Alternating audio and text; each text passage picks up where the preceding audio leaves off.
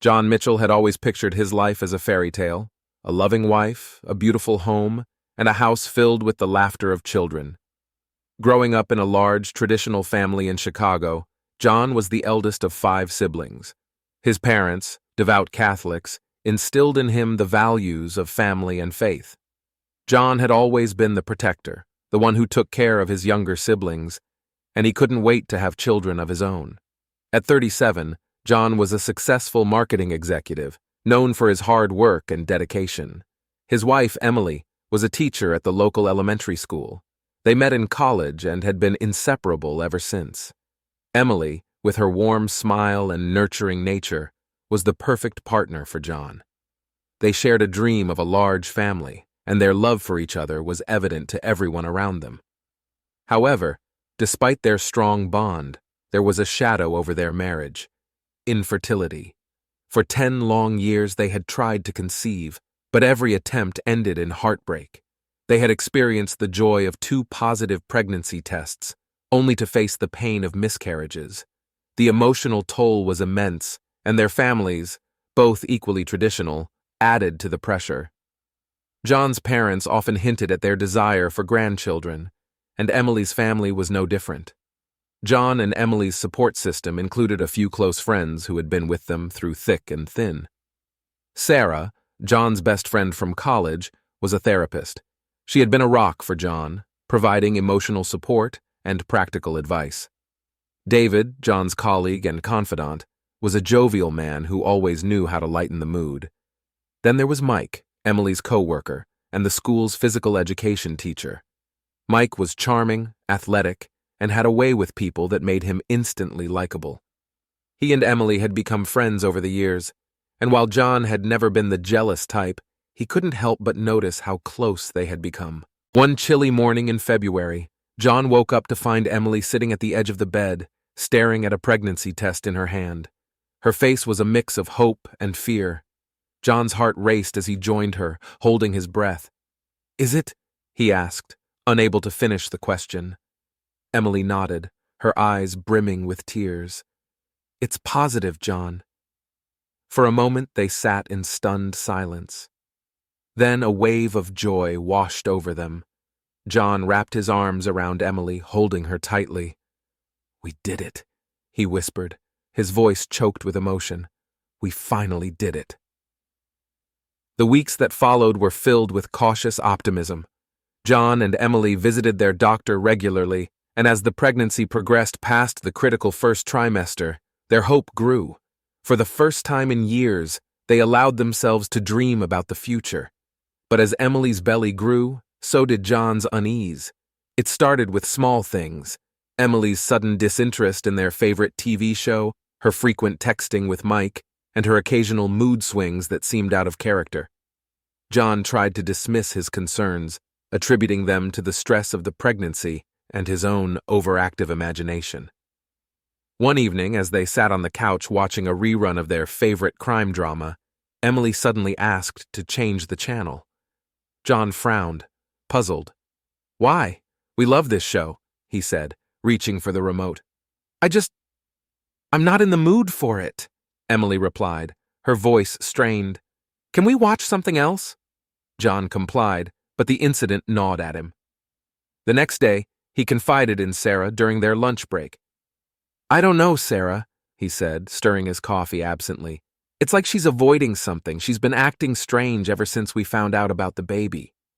Sarah leaned back, considering his words.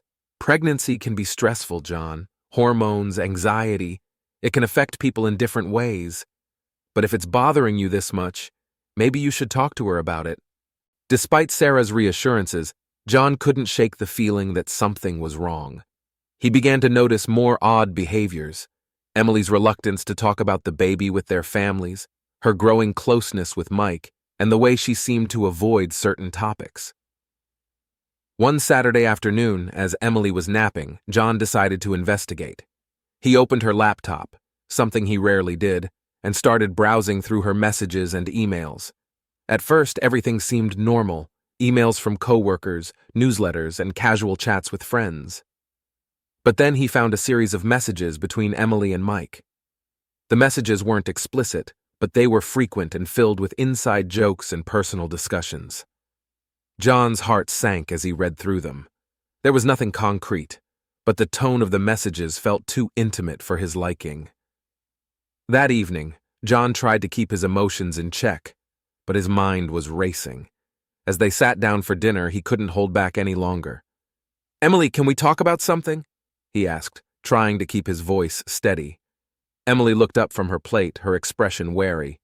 "Sure, what's on your mind?" John took a deep breath. "I've noticed you've been texting Mike a lot lately. Is there something going on between you two?" Emily's eyes widened in shock. "What? No, John. Mike is just a friend. We work together, that's all." "Then why are you so secretive about it? And why did you want to change the channel the other night? It was just a show about a cheating spouse, but you seemed really uncomfortable." Emily's face flushed with anger. "Are you accusing me of something, John? I can't believe you're bringing this up now, especially when we're finally having a baby." John's anger flared. "I'm not accusing you, Emily. I just want to know the truth. If there's nothing going on, why can't you be open about it?" Emily stood up, pushing her chair back with a loud scrape. "I don't have to explain myself to you, John. I'm going to bed." As she stormed out of the room, John sat there, his mind spinning. The confrontation had only deepened his suspicions, and he knew he needed to get to the bottom of this. The next day, John met up with David for a drink.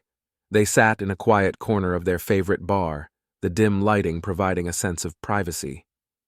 "David, I think Emily might be hiding something from me," John admitted, his voice heavy with worry. David took a sip of his beer, his brow furrowed. "What makes you say that?" John explained the recent events, the messages, the TV show incident, and the confrontation. David listened intently, nodding occasionally. "John, it sounds like you're going through a rough patch," David said finally. "But jumping to conclusions won't help. You need to gather more information. Maybe hire a private investigator." John looked at David in surprise. "A PI? Isn't that a bit extreme?" David shrugged. "It might be, but if you're this worried, it could give you the answers you need. Better to know the truth than to let suspicion eat away at you." After much deliberation, John decided to follow David's advice. He contacted Detective Harris, a private investigator with a reputation for discretion and thoroughness. They met in a small office downtown where John laid out his concerns. "I understand this is difficult, Mr. Mitchell," Harris said, his voice calm and professional. "I'll start by observing Mrs. Mitchell and her interactions. We'll get to the bottom of this." As John left the office, he felt a mix of relief and anxiety. He hoped the investigation would prove his suspicions wrong, but he couldn't shake the fear that his worst nightmares were about to come true. The days following John's decision to hire Detective Harris were filled with a gnawing sense of unease. He went about his daily routine, trying to maintain a semblance of normalcy, but his mind was constantly preoccupied with thoughts of Emily and what the investigation might uncover. He threw himself into work, hoping the distraction would keep his worries at bay, but it was no use. Every time his phone buzzed, his heart skipped a beat, wondering if it was Harris with news. Emily, on the other hand, seemed to be acting as if nothing was wrong. She continued her daily routine, going to work, meeting friends, and preparing for the baby. Her behavior was almost maddeningly normal, making John question if he was overreacting. But then he would remember the messages, the TV show incident, and her sudden defensiveness. He knew something was off. He just didn't know what. One evening, John decided to visit Sarah. He needed her perspective, someone who could offer a psychological insight into what might be happening. As he sat in her cozy living room sipping a cup of herbal tea, he poured out his concerns. "Sarah, I don't know what to think anymore. Emily's behavior is driving me crazy. One minute she's perfectly normal, and the next, she's acting like she's hiding something. I can't shake the feeling that there's more to this than she's letting on." Sarah listened carefully, her expression thoughtful. "John, it's clear you're under a lot of stress. Infidelity is a serious accusation, and it's understandable that you're feeling anxious. But you need to focus on facts, not just suspicions. Have you considered talking to Emily again? maybe in a more neutral setting. John sighed, rubbing his temples. I tried, Sarah. I confronted her about Mike and she just blew up. I don't want to push her away, but I can't live with this uncertainty either. Sarah nodded. I understand, but remember, trust is the foundation of any relationship. If you approach her with an open mind and a calm demeanor, you might get more answers. And in the meantime, let Detective Harris do his job. He's a professional, and he'll get to the bottom of this. John thanked Sarah for her advice, feeling a bit more grounded. He knew she was right. He needed to balance his emotions and approach the situation rationally. But the waiting was still excruciating. A week after their initial meeting, John received a call from Detective Harris.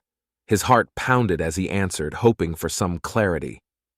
Mr. Mitchell, I have some preliminary findings, Harris said, his tone businesslike. I think it would be best if we met in person to discuss them. Can you come to my office this afternoon? John agreed, his mind racing with possibilities. As he drove to Harris's office, he couldn't help but imagine the worst-case scenarios. What if Emily was having an affair? What if the baby wasn't his? The thoughts swirled in his mind, each one more distressing than the last. When he arrived, Harris greeted him with a firm handshake and led him to a small, cluttered office. Harris's desk was covered with files and papers, evidence of his meticulous nature.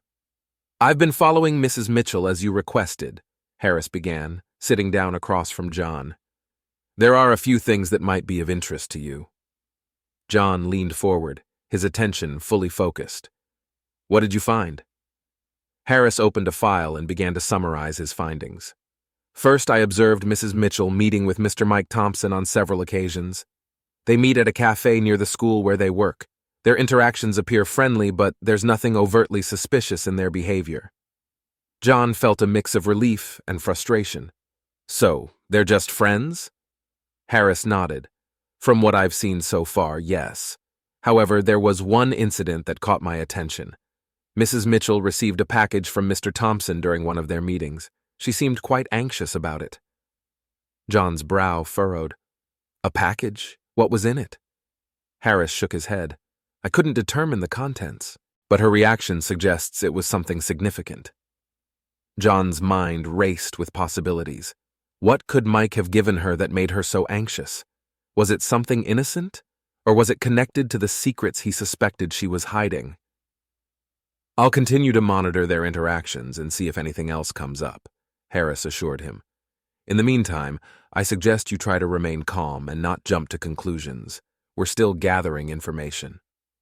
John nodded, though his mind was anything but calm. He thanked Harris and left the office, feeling both relieved and more anxious than before.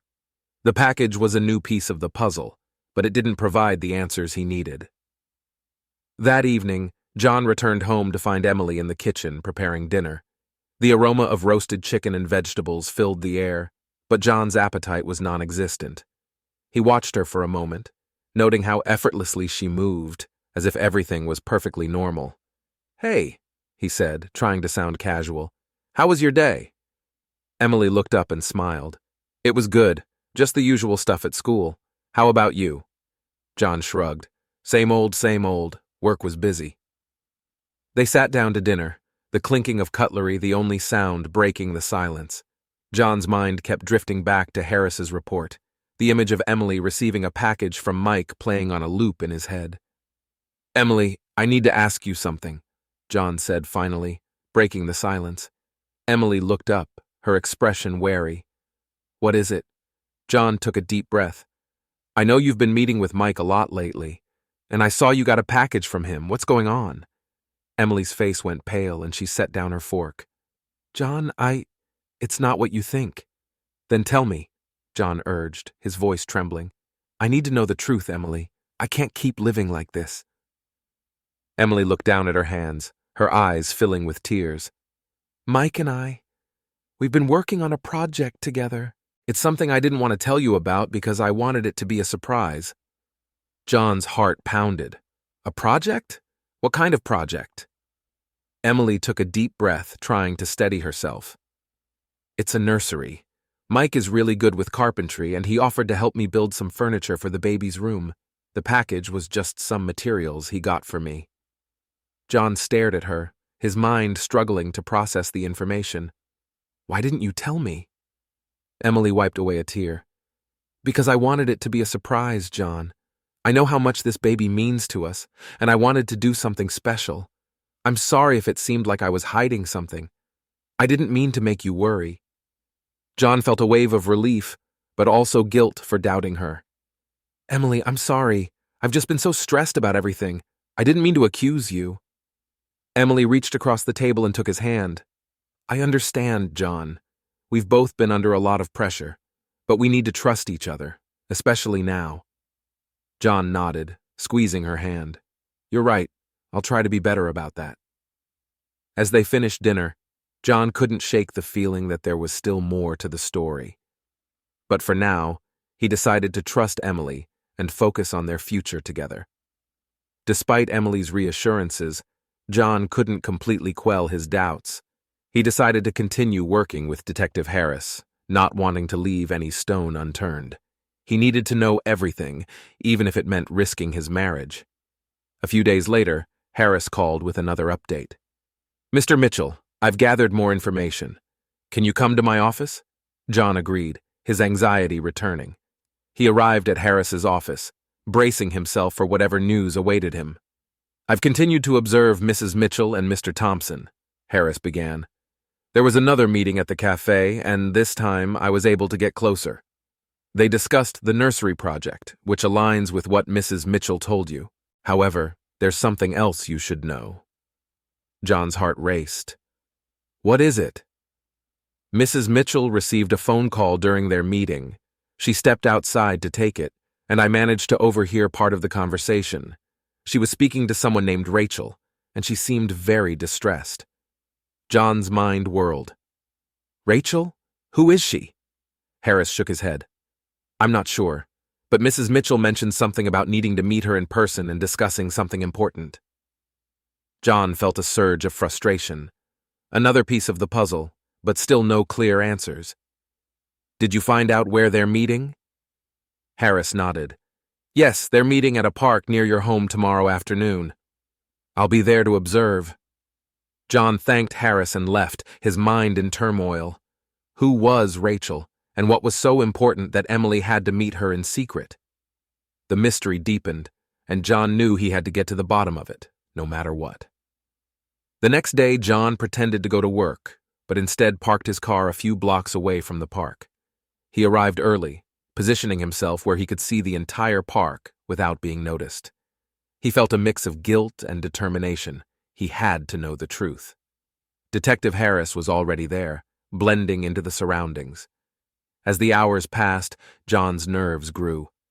Finally, he saw Emily enter the park, looking around anxiously. A few minutes later, a woman approached her, presumably Rachel. John watched as Emily and Rachel sat on a bench, their conversation appearing intense. Harris moved closer, trying to catch snippets of their dialogue. John's heart pounded as he waited, hoping for some clarity. After what felt like an eternity, Harris returned to John's hiding spot. I couldn't hear everything, but it's clear Rachel is someone from Emily's past. They talked about something that happened years ago, something Emily has kept secret. John's mind raced. Did they say what it was? Harris shook his head. No, but Emily was visibly upset. It seems whatever it is, it's causing her a lot of stress. John's frustration grew. More questions, but still no definitive answers. He watched as Emily and Rachel parted ways, each looking somber. As he left the park, John knew he had to confront Emily again. This secret from her past was clearly affecting her, and he needed to know what it was. John knew that the only way forward was to confront Emily about Rachel. The secrecy, the anxiety, everything pointed to a hidden truth that was straining their marriage. That evening, he decided to wait until Emily was settled and then approach her calmly. After dinner, as they sat in the living room, John turned off the TV and faced Emily. We need to talk, he said gently. Emily looked at him, her eyes wary. About what? About Rachel, John said, watching her reaction closely. Emily's face went pale and she looked away. What about her? I know you met her today, John continued. Who is she, Emily? And why are you so upset about it? Emily took a deep breath, tears welling up in her eyes. Rachel is someone from my past, John. Someone I haven't talked to in years. John's heart pounded. Why didn't you tell me about her? Emily wiped away a tear. Because it's painful. It's something I tried to forget, but it's come back now and I didn't know how to handle it. John reached out, taking her hand. Emily, I need to know. Please, tell me everything. Emily nodded, her hands trembling. It was about 12 years ago, before I met you. I was young and in a relationship with a man named Mark. It was serious, or so I thought. But Mark was abusive, controlling. I was trapped, scared to leave. Then I found out I was pregnant. John listened intently, his heart aching for her. What happened? Emily continued, her voice shaking. I was terrified. I didn't want to bring a child into that kind of environment. I reached out to Rachel, my best friend at the time, for help. She supported me, helped me leave Mark. I went through with the pregnancy, but I gave the baby up for adoption. It was the hardest decision I ever made. John felt a wave of emotions, shock, empathy, and a deep sadness for what Emily had gone through. Why didn't you tell me? Emily looked at him, her eyes filled with sorrow. I wanted to start fresh, to leave that part of my life behind. When I met you, I felt like I had a second chance. I didn't want my past to overshadow our future. John squeezed her hand, trying to offer comfort. Emily, I'm so sorry you went through that. But why is Rachel back now? She contacted me a few weeks ago, Emily explained. The child I gave up for adoption.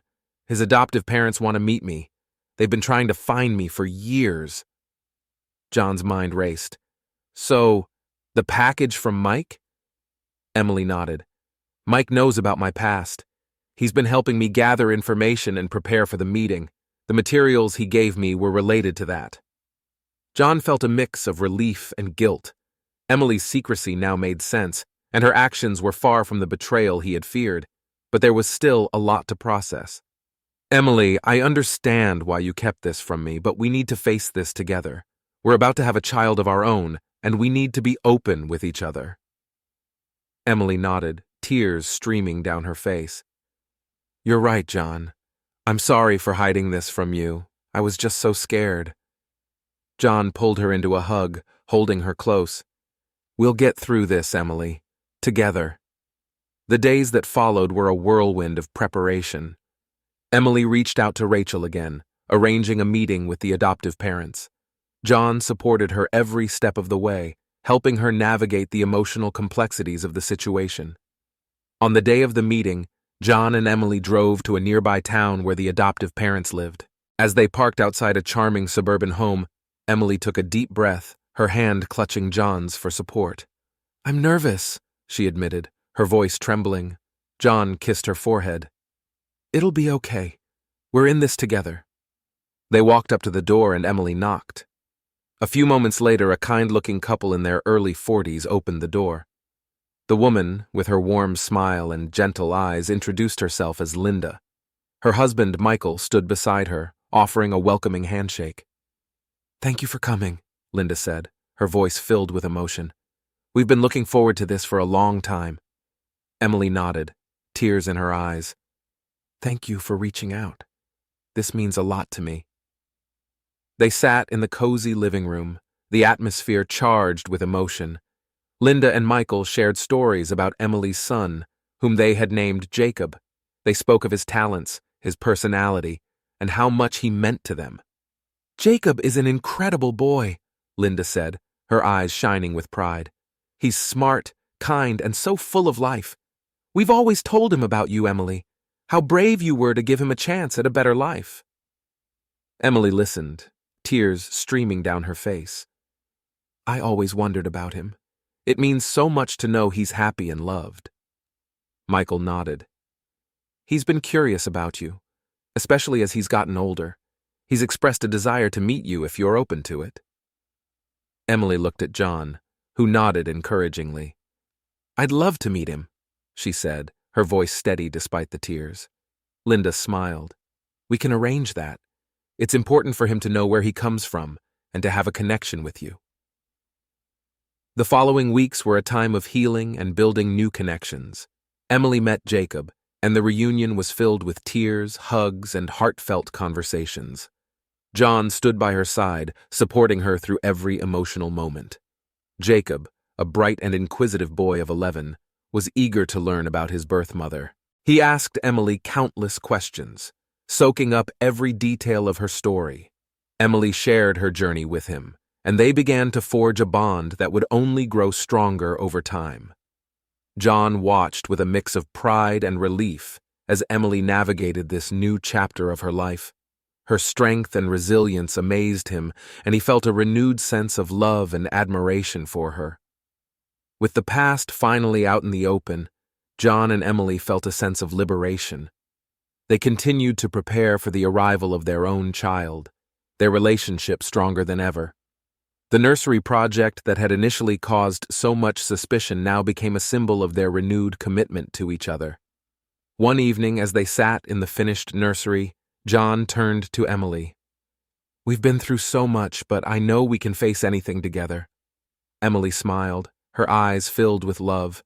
"We can, and I'm so grateful for you, John, for your patience, your understanding, and your love." John pulled her into a gentle embrace. "Always, Emily. We're a team, and we'll get through this together." As Emily and John prepared for the birth of their child, a sense of peace settled over their home. The nursery was complete, decorated in soft pastels with handcrafted furniture that reflected the love and care put into every detail. Emily's newfound connection with Jacob had brought a sense of closure to her past, allowing her to focus on the future with John. However, life has a way of testing even the strongest bonds, and the Mitchells were about to face new challenges that would put their love and trust to the ultimate test. One Saturday morning, as John was mowing the lawn and Emily was arranging baby clothes in the nursery, there was a knock at the door. Emily opened it to find a woman standing there, looking hesitant and nervous. "Hello, can I help you?" Emily asked, her curiosity piqued. The woman smiled tentatively. "Hi, my name is Jessica. I'm sorry to bother you, but I'm looking for John Mitchell." Emily's heart skipped a beat. "My husband is outside. Is everything okay?" Jessica nodded. "Yes, it's just, I need to talk to him. It's about something from his past." Emily's mind raced as she called John inside. When he saw Jessica, his expression shifted from curiosity to shock. "Jessica, what are you doing here?" John asked, his voice filled with surprise. Jessica looked down, her eyes filled with a mix of guilt and sadness. "John, I'm sorry to just show up like this, but I needed to talk to you. It's about something that happened years ago, something I should have told you sooner." Emily watched the exchange, her anxiety growing. "What's going on, John?" John took a deep breath, turning to Emily. "Jessica is someone I knew a long time ago, before we met. We were close, but we lost touch." Jessica nodded, her eyes welling up with tears. "John, I need to tell you something. It's about our son." The words hung in the air like a heavy weight. Emily felt as though the ground had shifted beneath her feet. "Your son?" she repeated, her voice barely above a whisper. John looked at Jessica, his expression a mix of confusion and disbelief. "What are you talking about?" Jessica took a deep breath. "John, I was pregnant when we last saw each other. I didn't know how to tell you, and then I lost touch. Our son Nathan, he's 12 now. He's been asking about you, and I couldn't keep this secret any longer." John felt as though he had been punched in the gut. Memories of his time with Jessica came flooding back, but the idea of having a son he never knew about was overwhelming. "Why didn't you tell me?" he asked, his voice strained. Jessica's tears flowed freely. "I was scared, John, and then I met someone else who was willing to raise Nathan as his own. But he's been asking about his real father, and I knew I had to find you." Emily felt a mix of emotions. Shock, betrayal, and a strange sense of empathy for Jessica. "John, what are we going to do?"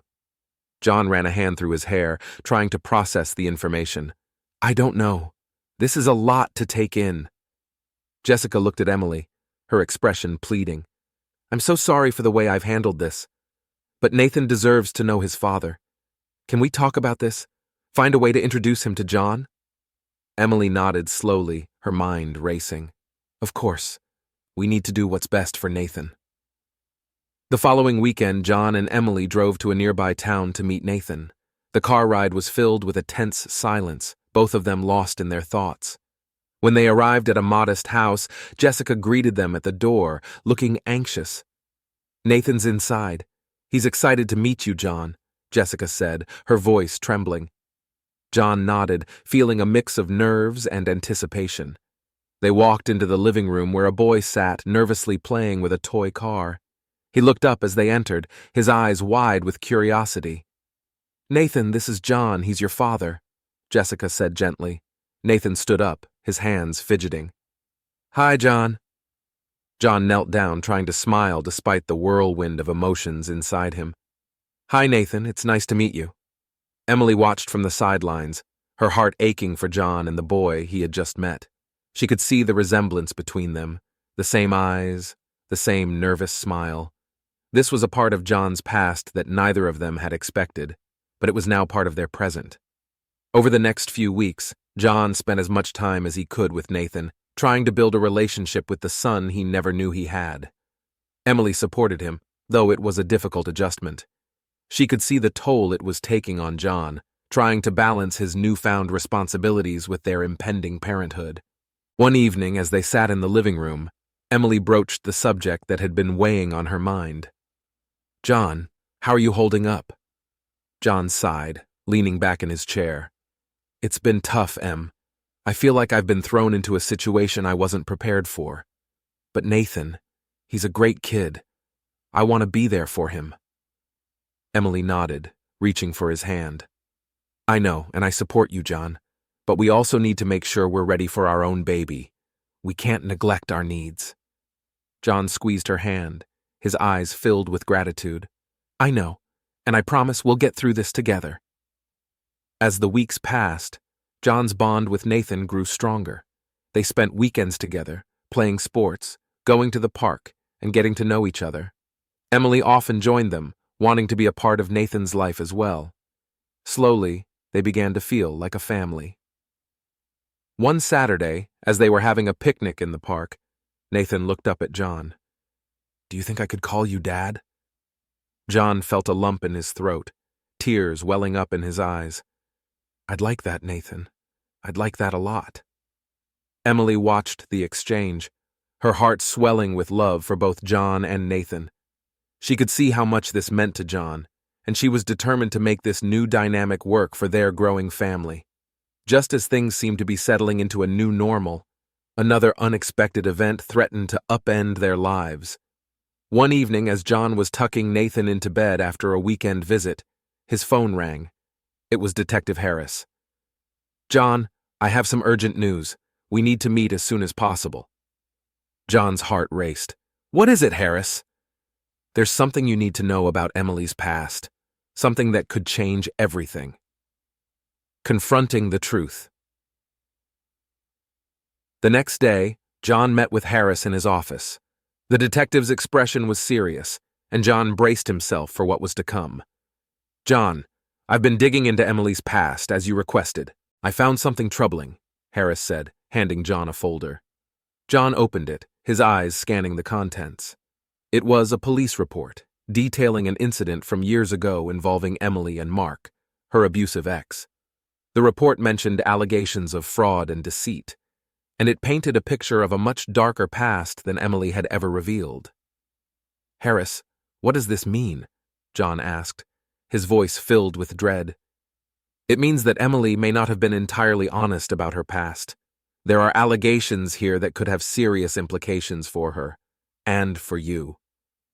John felt a wave of anger and betrayal. He thought they had moved past the secrets, but now it seemed there was even more to uncover. He knew he had to confront Emily, to get the truth once and for all. That evening, John returned home, his mind racing. Emily was in the nursery, arranging baby clothes when he walked in. Emily, we need to talk, he said, his voice tense. Emily looked up, her expression worried. What's wrong, John? John handed her the folder. I met with Detective Harris today. He found this. Emily took the folder, her face paling as she read the contents. John, I can explain. John's anger boiled over. Explain? Emily, this is a police report. Fraud, deceit? What haven't you told me?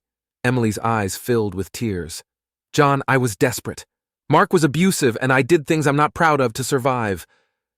But I didn't want to burden you with my past. I thought we had moved on. John felt a mix of anger and sadness. Emily, I love you, but we can't build a future on lies. We need to be honest with each other. Emily nodded, her tears falling freely. I know, and I'm so sorry, John. I'll do whatever it takes to make this right. John took a deep breath, trying to calm his racing heart. We'll figure this out, Emily, but we need to be honest from now on. No more secrets. Emily nodded, reaching for his hand. I promise, John, no more secrets. The weeks following the confrontation about Emily's past were fraught with tension. John and Emily knew they needed to rebuild trust, but the path to healing was not an easy one. They attended counseling sessions with Sarah, who helped them navigate their complex emotions and find ways to communicate more effectively. During one session, Sarah suggested a strategy to rebuild trust. John, Emily, I want you to try a transparency exercise. Share your daily activities, thoughts, and feelings with each other. Complete openness will help mend the breach of trust. John nodded, squeezing Emily's hand. We can do that. Right, Em? Emily smiled weakly, but determination shone in her eyes. Yes, we can. Implementing Sarah's advice, John and Emily started sharing everything with each other. They left their phones unlocked and in plain sight, updated each other on their daily activities, and engaged in honest conversations about their feelings. One evening, as they were preparing dinner, John decided to broach a difficult topic. Emily, there's something I've been thinking about. It's about Nathan and our baby. How do you see our family dynamics working? Emily paused, considering his question. John, I want Nathan to be a part of our lives, and I want our baby to grow up knowing his brother. But I also understand if this is overwhelming for you. John nodded. It is overwhelming, but I want to make it work. For Nathan, for our baby, and for us. We just need to figure out how. Emily's eyes softened. We will, John, together. As they worked on their relationship, another unexpected development occurred. One afternoon, while Emily was at a prenatal appointment, she received a call from an unknown number. Hello, this is Emily Mitchell, she answered, curiosity tinged with caution. Mrs. Mitchell, this is Detective Harris. I have some important information regarding your ex, Mark. Emily's heart skipped a beat. What is it? Mark has been released from prison. He served his time for the charges, but I thought you should know. There's no indication he's coming after you, but I wanted to keep you informed. Emily felt a chill run down her spine. Thank you, Detective. I appreciate the heads up. After the call, Emily sat in the waiting room, trying to process the news. She knew she had to tell John, but she feared how it might impact their already fragile relationship. That evening, Emily decided to tell John about the call from Detective Harris. They were sitting on the couch, watching a movie, when she turned to him, her expression serious. John, there's something I need to tell you, she began, her voice steady despite the fear gnawing at her. John turned off the TV, giving her his full attention. What is it, Emily?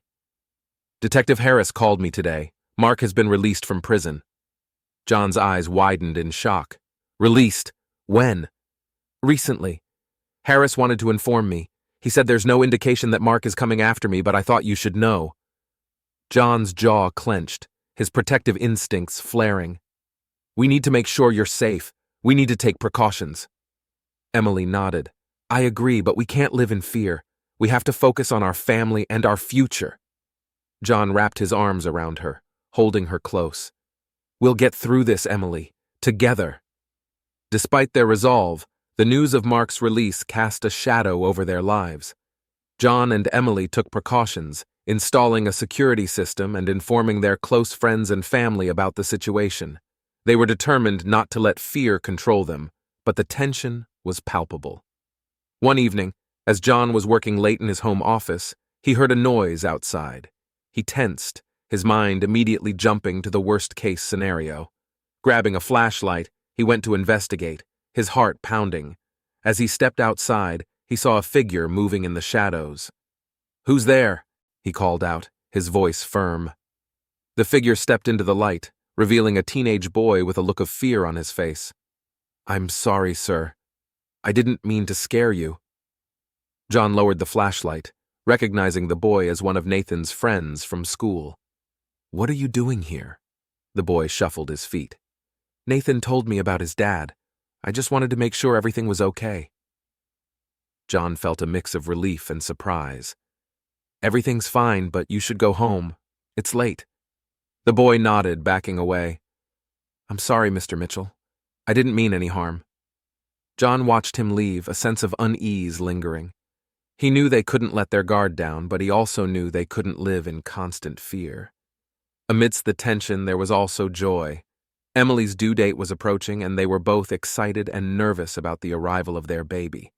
They attended prenatal classes together, prepared the nursery, and spent countless hours imagining what their life would be like with their new addition.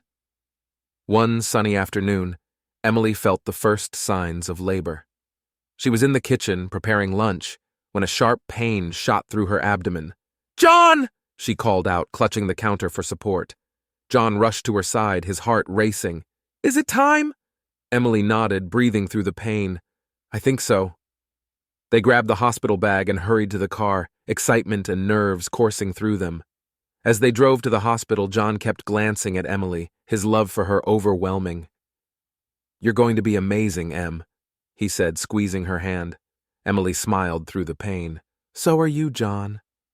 The labor was intense, but Emily remained strong, with John by her side every step of the way.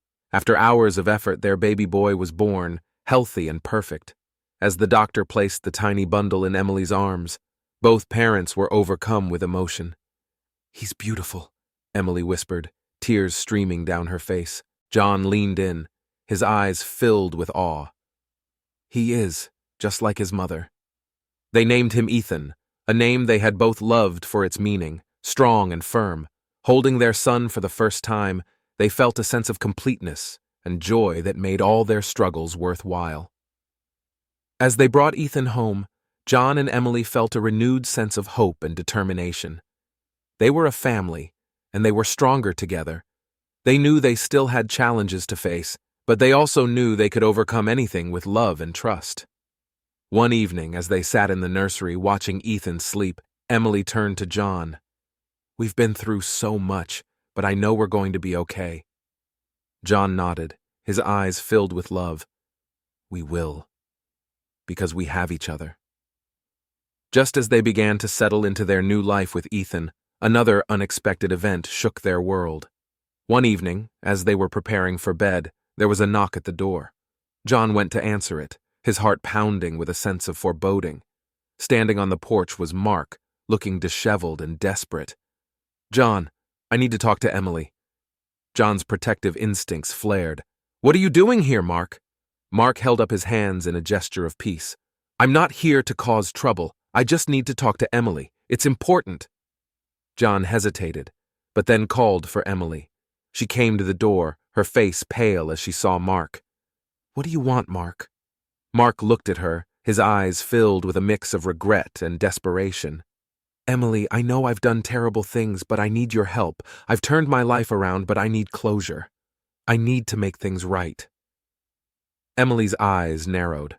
"What kind of closure?" "I want to apologize," Mark said, his voice trembling.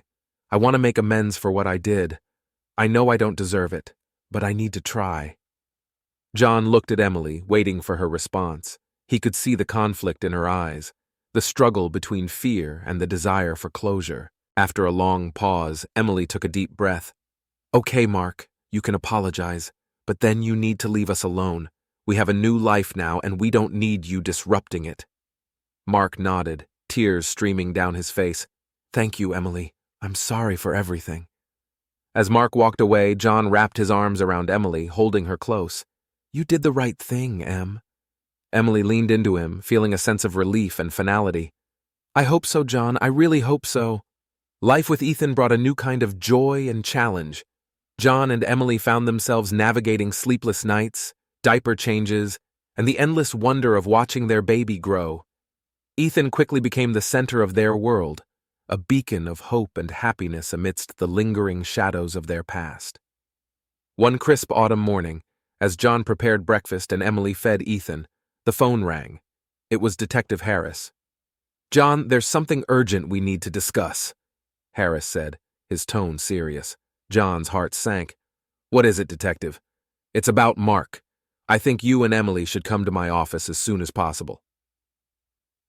Later that day, John and Emily sat in Detective Harris's office, tension hanging in the air.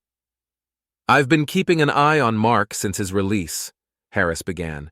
"There's something you need to know. He's been involved in some suspicious activities." Emily felt a chill run down her spine. What kind of activities? Harris handed them a folder. Fraud, identity theft, and conspiracy. He's been using fake identities to scam people out of money, and it gets worse. We have reason to believe he's planning something bigger, possibly involving you both. John's anger flared. "What does he want from us?" "We're not entirely sure," Harris admitted. "But given his history, it's likely he's trying to manipulate or extort you. We need to be prepared for anything."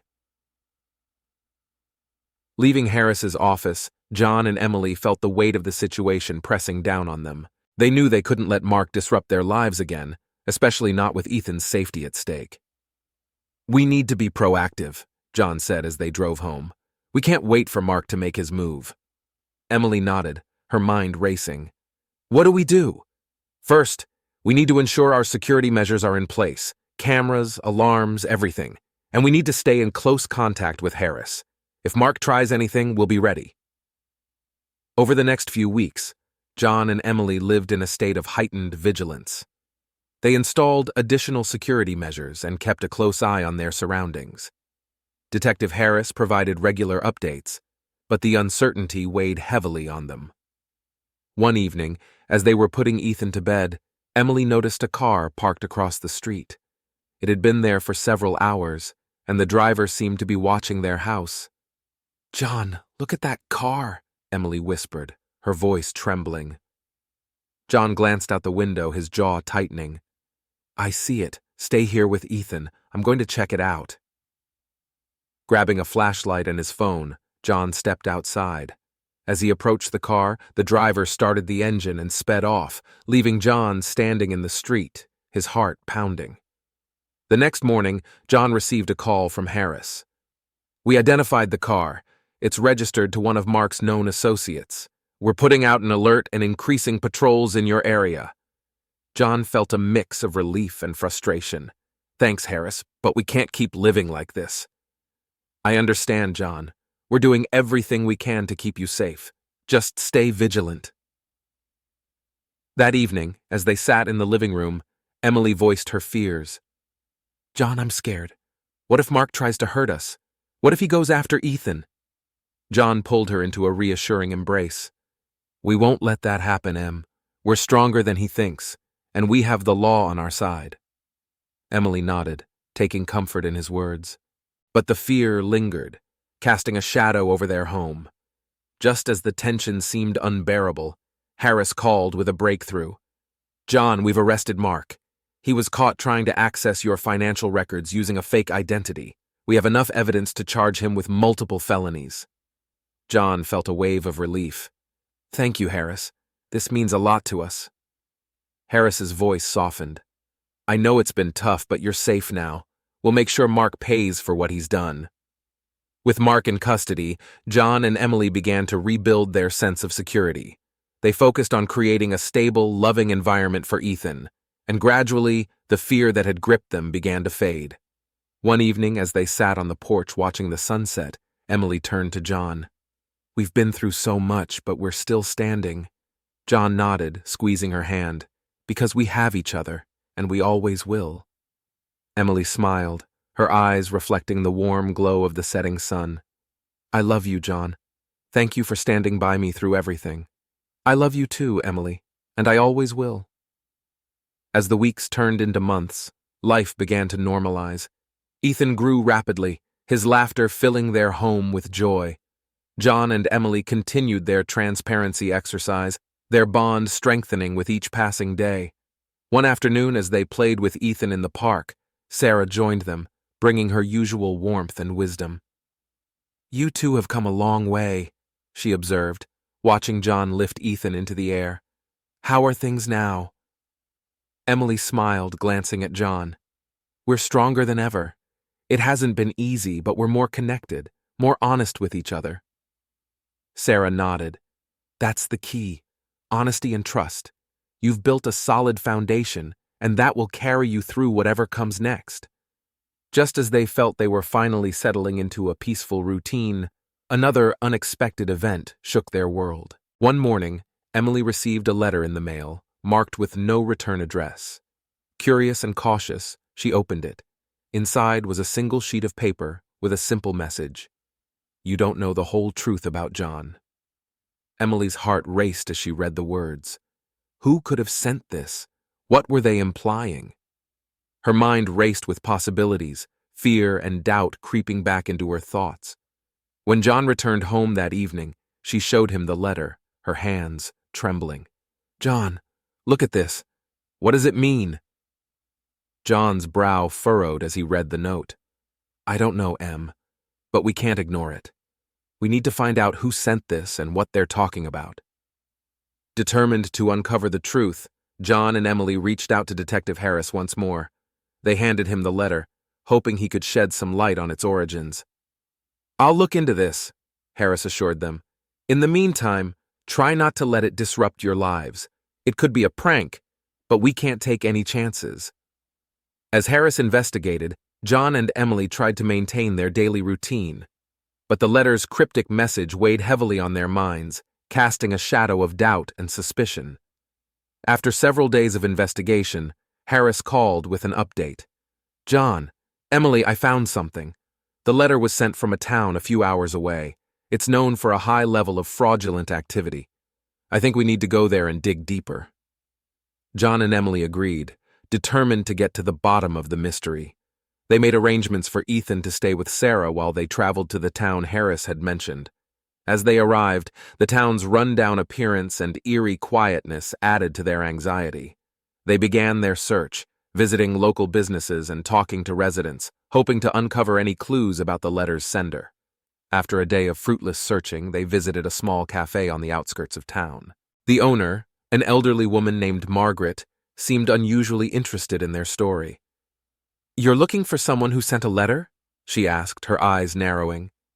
"Yes," John replied. "It mentioned something about me that my wife doesn't know. We need to find out what it means." Margaret nodded slowly. "There was a man here a few weeks ago. He seemed troubled, said he had some unfinished business with someone named John. He left in a hurry, but he mentioned he used to know a John Mitchell." Emily's heart skipped a beat. "Do you know where he went?" Margaret shook her head. "No, but he left behind a notebook. He seemed to forget it in his rush. Maybe it'll help you." She handed them a worn leather notebook. As John opened it, he found pages filled with notes, sketches, and cryptic messages. One page stood out, detailing an incident from years ago involving a man named Richard who had been wronged by someone named John. As they read through the notebook, pieces of a troubling story began to emerge. Richard, it seemed, had been involved in a business deal with John years ago. The deal had gone sour, and Richard had lost everything, believing John was to blame. John felt a cold knot of dread in his stomach. "Emily, I think this Richard believes I wronged him. He might be trying to get revenge."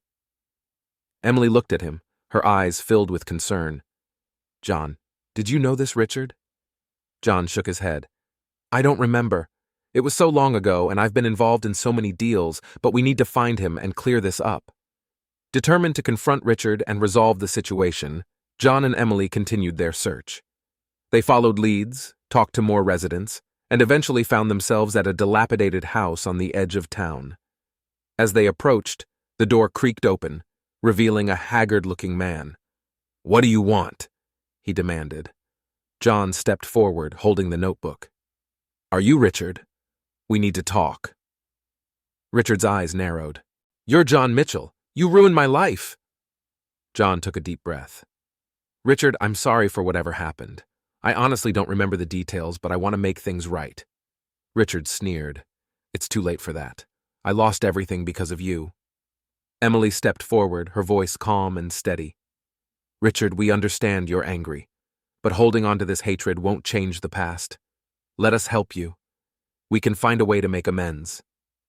Richard's expression softened slightly, the anger in his eyes dimming. You really want to help? John nodded. Yes, we'll do whatever it takes to make things right. With Richard's grudging acceptance, John and Emily worked to help him rebuild his life. They provided financial assistance, helped him find a job, and connected him with resources to start over. It wasn't easy, but they were determined to atone for the past and build a better future. As they returned home, exhausted but relieved, Emily looked at John with a renewed sense of hope. We did it, John. We faced our past and made things right. John smiled, his heart filled with love and gratitude. And we'll keep doing it, Em, because we're stronger together. John and Emily returned home with a sense of relief and accomplishment. They had faced their fears, confronted their pasts, and emerged stronger. The air was filled with a sense of renewal, and their home felt more like a sanctuary than ever before. Ethan's laughter echoed through the house, a constant reminder of the joy and hope that now defined their lives. One evening, as they sat in the living room, Emily turned to John with a thoughtful expression. John, I've been thinking. We've been through so much, and I feel like we need to find a way to give back, to help others who might be facing their own battles. John smiled, his eyes lighting up with admiration. That's a wonderful idea, Em. What do you have in mind? Emily took a deep breath. I want to start a support group for women who face domestic abuse, a place where they can find strength and support, like I did. John nodded, his heart swelling with pride. I think that's an incredible idea, and I'll support you every step of the way. Emily wasted no time in turning her idea into reality. She reached out to local community centers, therapy groups, and shelters, gathering information and building a network of support. With John's help, she organized meetings and created a safe space for women to share their stories and find solace in each other's company. The first meeting was held in a cozy room at the local community center. Emily stood at the front, feeling a mix of nerves and excitement. John was by her side, offering silent support. As the women began to arrive, Emily felt a deep sense of purpose. Thank you all for being here, she began, her voice steady. This group is a place where we can share our experiences, support each other, and find strength in our journey of healing. The women nodded, their faces reflecting a mix of emotions, hope, fear, and determination. As they began to share their stories, Emily felt a powerful sense of connection. She knew they were building something meaningful, something that would make a difference in their lives. As the support group flourished, John and Emily also focused on their growing family. Nathan continued to spend weekends with them, and his bond with Ethan grew stronger each day. The sight of the two brothers playing together filled John and Emily's hearts with joy. One sunny afternoon, as they were having a family picnic in the park, Nathan turned to John with a serious expression. Dad, I've been thinking, can I come live with you and Emily full-time? John felt a lump in his throat, tears welling up in his eyes. Nathan, that would be wonderful, but we need to talk to your mom about it first. Nathan nodded eagerly. I know, but I really want to be here with you and Ethan. Emily smiled, her heart swelling with love. We'd love to have you, Nathan. Let's talk to Jessica and see what we can do. After a heartfelt conversation with Jessica, it was agreed that Nathan would move in with John and Emily full-time. The transition was smooth, and Nathan quickly settled into his new home. The house was filled with laughter, love, and the sounds of a happy family. One evening, as they sat around the dinner table, John looked at his family with a sense of contentment. I never imagined we'd come this far, but here we are, stronger and happier than ever. Emily reached across the table, taking his hand. We've faced so much, but we've done it together, and that's what matters. Just as life seemed to settle into a perfect rhythm, Another unexpected event added a new layer of excitement. Emily was at a routine checkup when the doctor gave her surprising news. "Emily, it looks like you're pregnant," the doctor said, smiling. Emily's eyes widened in shock. "Pregnant? But how?" The doctor chuckled. "Sometimes nature has its way of surprising us. Congratulations!" Emily left the doctor's office in a daze, her mind racing with the unexpected news. When she got home, she found John in the kitchen, preparing dinner. "John, I have some news," she said, her voice trembling with excitement. John looked up, concern etched on his face. "What is it, Em?" Emily took a deep breath, a smile spreading across her face. "I'm pregnant." John's jaw dropped, and for a moment he was speechless. Then he rushed to her, wrapping her in a tight embrace. "That's incredible, Em. Another baby. I can't believe it." Emily laughed, tears of joy streaming down her face. "I know, it's a miracle." With the news of the new baby, John and Emily's joy was complete. They shared the news with Nathan and Ethan, who were thrilled at the prospect of having a new sibling. The family continued to grow closer, their bonds of love and trust stronger than ever. One evening, as they sat on the porch watching the sunset, Emily turned to John with a contented smile. "We've been through so much, but we've come out stronger. I couldn't be happier." John kissed her forehead, his eyes filled with love. "Me too, Em. We're building a beautiful life together, and I can't wait to see what the future holds." Years passed, and John and Emily's family continued to thrive. The support group Emily started grew into a large network, helping countless women find strength and healing. John's business flourished, and he found fulfillment in balancing his career with his role as a loving husband and father. Nathan grew into a responsible young man, always looking out for his younger siblings. Ethan and the new baby, whom they named Lily, brought endless joy and laughter to their home. As they celebrated their 10th wedding anniversary, surrounded by friends and family, John and Emily reflected on their journey. "We've faced so many challenges, but we've built something beautiful," Emily said, her eyes shining with gratitude. John nodded, his heart full. "And we'll keep building, one day at a time." As the sun set on their celebration, John and Emily stood together, watching their children play in the yard. They knew that life would continue to bring challenges, but they also knew they had the strength and love to face anything together. Their journey was a testament to the power of love, trust, and resilience. And as they looked to the future, they knew that whatever came next, they would face it together, hand in hand.